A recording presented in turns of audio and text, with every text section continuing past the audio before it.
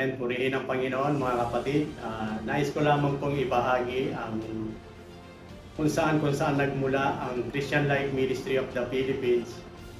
Balikan ko lamang po yung mga taon na yun, siguro mga 1987 o 88, na naroon kami ng mga ng ibang elders noong araw, yung ibang mga namayapa na ilan na lamang po kami na nananatili ngayon dito sa Christian Life.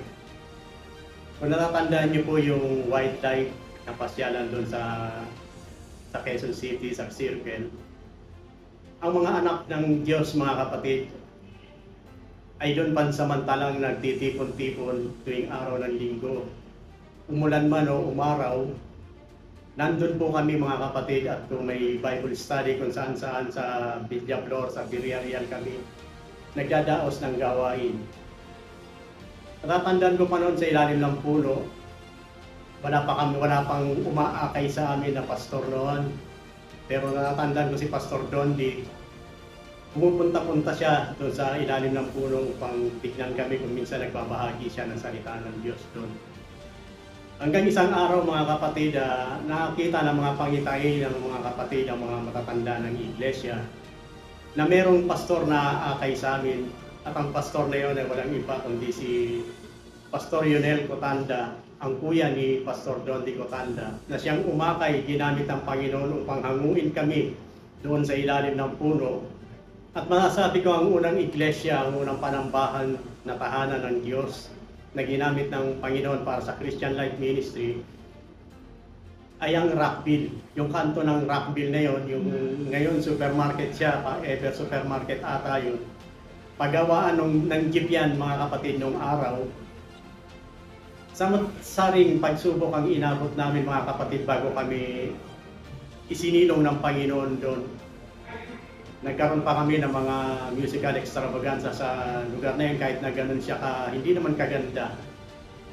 Alikabok dahil yung flooring doon, dahil yung pagawaan ng jeep. Lahat ng mga young people, nagwawalis doon, naglilinis. Hanggang sa dumating ang pagkakataon ulit. Unang ikot ng Christian Life Ministry, dinala kami sa Romcas, sa lupa ni Brother Robbie Kayana nung araw. Ayun ang pangalawang sinilungan namin, mga kapatid. Hanggang sa umabot na naman ulit ang isang paglalakbay ng Christian Life sa St. Anthony. Medyo tumagal kami ng konting panahon doon. Hanggang sa, ayun nga, tinawag ng pagkakataon. Umalis si Pastor Yonel dahil meron siyang naging ministry doon sa Amerika, at ang iniwan niya ang kanyang kapatid na si Pastor Dondi Cotanda. Siya ang ginamit ng Panginoon upang akayin ng mga anak ng Christian Life Ministry, at nakakita rin doon ang pangitain si Pastor Dondi na patungkol sa ating iglesia, mga kapatid. At ang dumating naman ulit ang pagkakataon, nalaklagbay ulit ang Christian Life Ministry. Bumalik siya doon sa Romcas. At nung naibenta yung Romcas, mga kapatid, napunta kami ng Menray. Tumagal ulit ng ilang panahon doon, na maraming pagsubok, mga kapatid, ang dinaanan ng Christian Life Ministry. At dumating na naman ang isa pang pagkakataon ulit, mga kapatid, na dinala kami, ang Christian Life Ministry, sa Sinading. At napunta rito sa Kalayaan, mga kapatid. Naalala ko ang istorya ni Moses noon, mga kapatid, nung nilabas sila ng Panginoon sa Egypt. Nagpaikot-ikot sila sa ilang ng disyerto, mga kapatid. Ang daming mga pagsubok ang ginawa doon sa ilang, mga kapatid, hanggang sa ibinigay sa kanila ng Panginoon ang lupang pangako. At ito yun, mga kapatid, finally, ang kalayaan. Dito nagtapos ang paikot-ikot ng mga anak ng Diyos dito sa Navaliches, at ipinagkaloob ng Diyos itong lugar na ito sa pamamagitan ni Pastor Dondi at ni Sister Jenny. Kaya masasabi ko, mga kapatid, na ang Christian Life Ministry, ang Diyos ang nagtayo nito. Purihin ang Diyos, mga kapatid. Maraming salamat.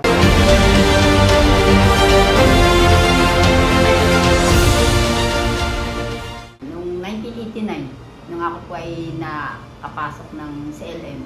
Nung taon na yon, purihin ng Panginoon dahil tunay na binago niya ang buhay ko.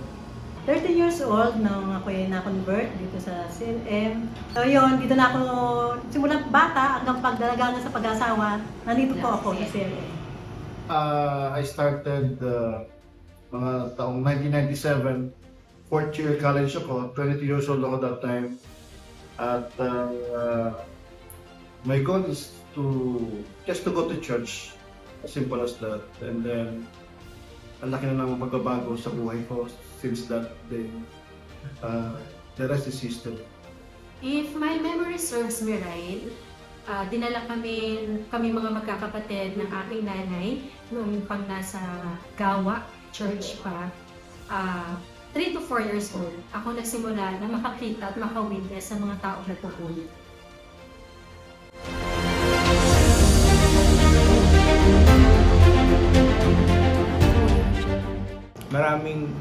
Maraming pangyayari sa buhay ko at doon ko napatunayan na ang Diyos ay buhay. Dahil una sa lahat, binago niya lahat. Hindi man ganun kabilis yung progreso ng pagbabago kasi mahabang panahon na hindi ko naunawaan at tinawag ko pang baliw ang pananampalatayang ito. Pero dumating yung points na yun nga, yung pagbabago dumating sa akin. Tandahan, unti-unti, binago yung buhay ko. Hindi lang yung buhay ko, maging yung pamumuhay ng kabuuan ng pamilya namin. Na dati kaming nakatira, squatter sa ilalim ng tulay. But, mabuti ang Diyos. Buhay ang Diyos. Bukod doon sa pagbabago ng buhay, pagbabago ng pinansyal, katayuan ng pamumuhay, andun, nakita ko yung kamay ng Diyos. Yun yung malaking impact para sa akin. At the same time ngayon, ginawa akong isa sa mga leader as a department, men's department. Yun, mga kapatid. Simula nang pumasok ako sa CNM, maraming nabago ako. Lahat. Yung mga dati kong ginagawa, hindi ko na ngayon nagagawa sa tulong ng Panginoon, praise God. At saka yung anak ko, nadala ko, ang asawa ko, ang mga pamangkin ko. Purihin ng Diyos dahil simula nang tinawag ako ng Panginoon, dito na po ako lumago at dito ako nakaranas ng kaligtasan. Dito na rin po ako tinawag, ginamit ng ating Panginoon. Until now na nandito pa rin po, nananatili ako. Salamat sa ating dakilang Diyos. Marami pagbabago sa buhay ko, mga kapatid. Ako'y mapunta sa CLM, mga kapatid, talagang wala akong Diyos eh. Ang Diyos ko yung bato-bato yun. Pero po rin ang Panginoon po nung ako'y mapunta sa CLM, napakarami pong pagbabago at una sa lahat yung pagkapatao sa mga kapatiran. Nagkaroon ako ng totoong pangunawa kung ano ba talaga yung pag-ibig para sa kapwa. Yun po yung aking naranasan dito. Yun ang naranasan ko sa buhay ko nung dumating ako sa CLM. Dito ako natuto sa mga salita ng Diyos. Dito ako naging lumaban sa mga pagsubok sa buhay dahil sa mga natutunan ko sa mga pagtuturo ng mga pastor, ng mga tagapagturo. Kaya hanggang ngayon, sa edad kong ito, narito pa rin ako sa CNM. Napakalaking impacto sa buhay ko. Personally, nagbago ang aking pananaw sa buhay, sa relasyon sa Panginoon. So, naging mas malalim. I thought maging mabuti o mabait is enough.